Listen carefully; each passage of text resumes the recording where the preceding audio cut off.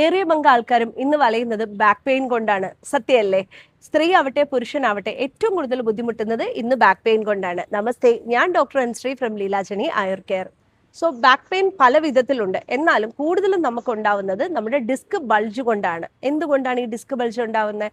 നമ്മൾ കൂടുതൽ നേരം ഇരുന്നുള്ള ജോലി കൊണ്ട്, അല്ലെങ്കിൽ നിൽക്കുന്ന ജോലിയാണെങ്കിൽ, ബൈക്കൊക്കെ കണ്ടിന്യൂസ്ലി റൈഡ് ചെയ്യുവാണ്, അല്ലെങ്കിൽ കാർ ഡ്രൈവ് ചെയ്യുവാണെന്നുണ്ടെങ്കിൽ, ഓവറായിട്ട് ബോഡി വെയിറ്റ് ഇൻക്രീസ് ചെയ്യുവാണെങ്കിലും ഒക്കെ നമുക്ക് ഈ ഒരു ബാക്ക് പെയിൻ ഉണ്ടാവാനായിട്ടുള്ള ചാൻസസ് ഉണ്ട്.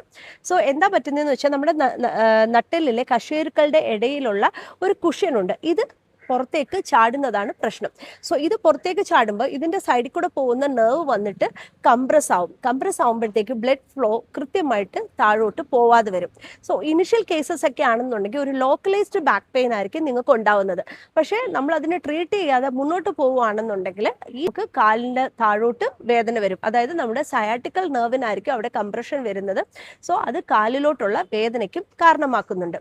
ഇത് പലപ്പോഴും എന്താ ചെയ്യുന്നതെന്ന് വെച്ച് കഴിഞ്ഞാൽ ആൾക്കാർ ആദ്യം പോകുന്നത് സർജറി എന്നൊരു ഓപ്ഷനിലോട്ടാണ്. പക്ഷെ ഏറെക്കുറെ ബാക്ക് പെയിൻസ്, അതായത് ഫസ്റ്റ് സ്റ്റേജ് സെക്കൻഡ് സ്റ്റേജിലൊക്കെ തന്നെ നമുക്ക് ഇത് ആയുർവേദത്തിലൂടെ നമുക്ക് ട്രീറ്റ് ചെയ്ത് പൂർണ്ണമായിട്ടും സുഖപ്പെടുത്താവുന്ന ഒന്നാണ്.